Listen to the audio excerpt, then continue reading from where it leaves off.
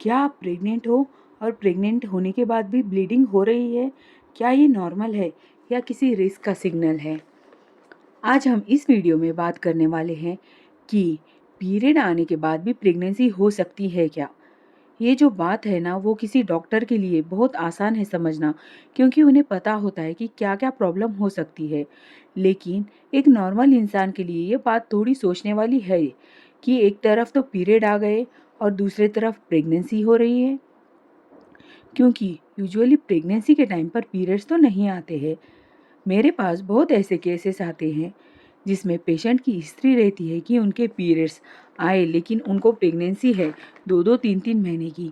लेकिन प्रॉब्लम वाली बात तब होती है जब पेशेंट आता है कि 4 मंथ 5 मंथ की प्रेगनेंसी को लेकर, और प्रेगनेंसी भी पेशेंट रखना नहीं चाहता। और ऐसी कंडीशन में ना तो उनकी प्रेगनेंसी ख़त्म हो सकती है, और ज़्यादा तो ये लोग जो कपल होते हैं वो अनमैरिड कपल होते हैं और इनको काफ़ी परेशानियों का सामना करना पड़ता है।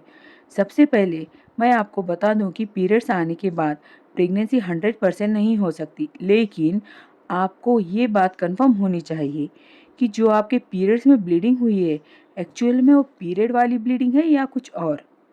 फॉर एग्ज़ाम्पल, कई बार ऐसा पेशेंट रहते हैं और उनकी हिस्ट्री होती है कि इम्प्लांटेशन ब्लीडिंग की।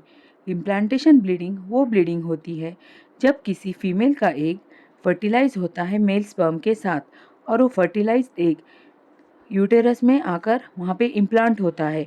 तो इम्प्लांटेशन के दौरान इम्प्लांटेशन ब्लीडिंग होती है, और यूजुअली वही साइन और सिम्टम होता है जो पीरियड्स के दौरान होता है। हल्की क्रैम्पिंग होती है, कई बार ब्रेस्ट पेन होता है, लोअर एब्डोमेन पेन होता है, बैक पेन होता है।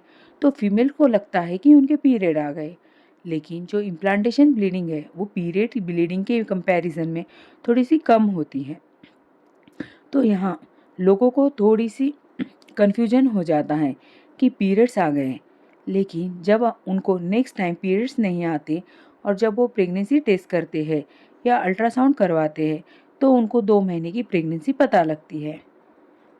पहली कंडीशन ये है कि इम्प्लांटेशन ब्लीडिंग को लोग पीरियड की ब्लीडिंग समझ लेते हैं।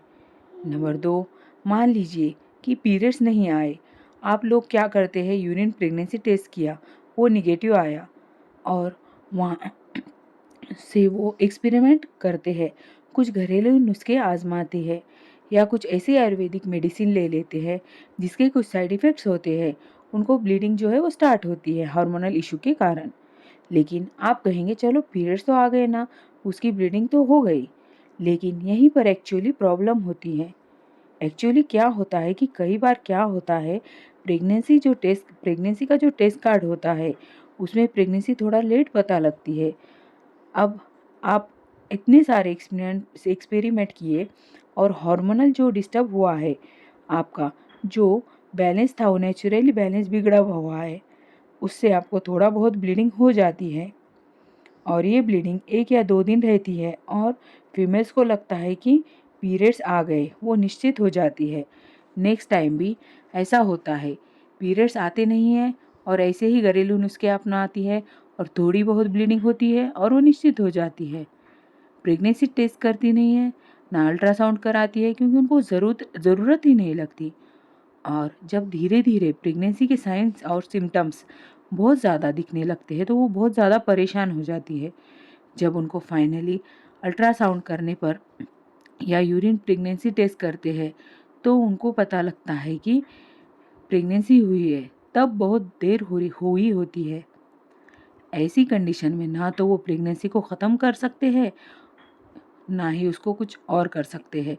और प्रॉब्लम वाली बात तो तब होती है कि जब लोग, जो ये कपल होते हैं वो अनमैरिड होते हैं। तो इस सिचुएशन को आपको समझना चाहिए। अगर आपको पीरियड्स मिस्ड हुए हैं तो आप अपने नज़दीकी डॉक्टर के पास जाएं, वहाँ पर अपनी कंप्लीट हिस्ट्री दें, या घर पर यूरिन प्रेगनेंसी टेस्ट कर सकते हैं। अब कई लोग क्या करते हैं कि यूरिन टेस्ट वो सिंपली टेस्ट कार्ड से नहीं करते, कुछ घरेलू नुस्खे अपनाते हैं, तो आपको ऐसा नहीं करना चाहिए। अगली जो कंडीशन होती है उसमें पेशेंट को प्रेगनेंसी लग जाती है, प्रेगनेंसी कंसीव हो जाती है, और वो क्या करते हैं, बिना किसी डॉक्टर के सलाह के दवाई ले लेते हैं, अबॉर्शन किट ले लेते हैं। होता क्या है कि अपने मर्ज़ी से या फिर अनक्वालिफाइड पर्सन से वो पता कर लेते हैं कि कैसी खाई, या कई तो लोग ऐसे होते हैं कि उनके कोई फ्रेंड सर्कल में किसी ने अबॉर्शन किट लिया है, तो सेम वो वैसे ही मेथड यूज़ कर लेते हैं। अब जो है उन्हें फर्स्ट डे पूरी हेवी ब्लीडिंग होती है, उसके बाद ब्लीडिंग होती नहीं है। फिर वो लोगों को लगता है कि अबॉर्शन हो गया है, क्लियर हो गया है। इतने जो इसमें जो है इतने सारे क्लॉट्स पास हुए हैं, हेवी ब्लीडिंग हुई है, तो जो भी प्रेगनेंसी है वो ख़त्म हुई है और वो या फिर ख़त्म हो जाएगी। तो ऐसा नहीं होता। जो अबॉर्शन का प्रोसेस होता है वो 7 से 10 दिन का होता है। फिर जब उनको प्रेगनेंसी के साइन और सिम्टम ज़्यादा परेशान करते हैं, उनको लगता है कि प्रेगनेंसी ख़त्म नहीं हुई है। जब 2-2 3-3 महीने के बाद अल्ट्रासाउंड करवाते हैं, डॉक्टर के पास विज़िट करते हैं, तो तब उन्हें पता लगता है कि बच्चा तो ज़िंदा है, उसको तो कुछ हुआ ही नहीं है। फिर ऐसी कंडीशन में काफ़ी ज़्यादा कॉम्प्लिकेटेड हो जाती है। ना ही प्रेगनेंसी को आप कंटिन्यू कर सकते हैं, जो कि एक बार एबॉर्शन की ले ली तो प्रेगनेंसी ख़राब हो जाती है। बच्चे में काफ़ी ज़्यादा मेंटली एंड फिज़िकली डिफेक्ट्स आने के चांसेस रहते हैं। और जब प्रेगनेंसी 4-4 5-5 महीने की हो जाती है, तब प्रेगनेंसी को ख़त्म करना भी थोड़ा मुश्किल हो जाता है। तो इस बात को आपको समझना चाहिए कि आपको डॉक्टर की सलाह से ऐसी कंडीशन में लेनी चाहिए। अगली कंडीशन होती है जब प्रेगनेंसी का पता लगता है, तब लोग घर पर ही रहकर गर्म चीज़ें खाते हैं, खुद पर एक्सपेरिमेंट करते हैं।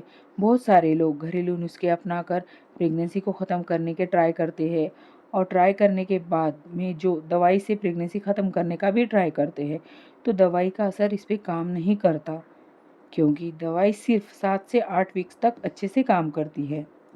वो भी तब जब आप खुद पर एक्सपेरिमेंट नहीं करते। अगर आप घर पर गरम चीज़ें खाओगे, यहाँ वहाँ से जड़ी बूटियाँ या लोगों से कुछ पूछने के गर्भ गिरता है ये करोगे, बच्चा कैसे ख़त्म होगा, या कुछ देसी तरीके उससे आप अपनाकर टाइम वेस्ट कर रहे हो, अपने बॉडी के साथ खिलवाड़ कर रहे हो, ये आपको बहुत ही कॉम्प्लिकेटेड कर सकता है।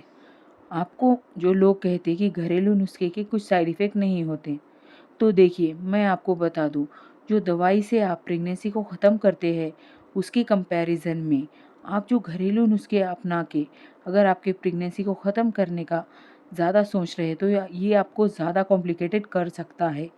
और हो सकता है कि फ्यूचर में आपको इनफर्टिलिटी का सामना करना पड़े, यानी कि आपको कंसीव ही ना हो। आप ज़रूर ध्यान रखिए कि अगर आपको ज़रा भी डाउट रहते हैं प्रेगनेंसी को लेकर, तो आप अपने नज़दीकी डॉक्टर को इमीडिएटली कंसल्ट करना चाहिए कि आपको एक्चुअल क्या प्रॉब्लम है। एक्चुअली आपको प्रॉब्लम होती है छोटी, आप खुद पर एक्सपेरिमेंट करते हैं या फिर यहाँ वहाँ से ट्राई करते हैं, आप अपने प्रॉब्लम को इतना बड़ा कर लेते हैं, तो किसी भी डॉक्टर के लिए उस सिचुएशन को हैंडल करना बहुत ज़्यादा मुश्किल हो जाता है। लेकिन ओवरऑल मैंने जो आपको बताया कि अगर इन सारे कंडीशन में आपकी कंडीशन अलग है, तो आप को चांसेस है कि आपको प्रेगनेंसी रहे। लेकिन अगर आपको लगता है कि अगर आपको पीरियड्स की प्रॉब्लम हुई है, तो मैं आपको कंफर्म कह सकती हूँ कि पीरियड्स की ब्लीडिंग होने के बाद प्रेगनेंसी नहीं हो सकती। लेकिन स्टिल आपको किसी चीज़ का डाउट है तो कमेंट में ज़रूर पूछिए, मैं आपके कमेंट्स का रिप्लाई दूंगी। अगर वीडियो पसंद आए तो वीडियो को लाइक शेयर, चैनल को सब्सक्राइब कीजिए और कमेंट ज़रूर कीजिए कि आपको वीडियो कैसा लगा।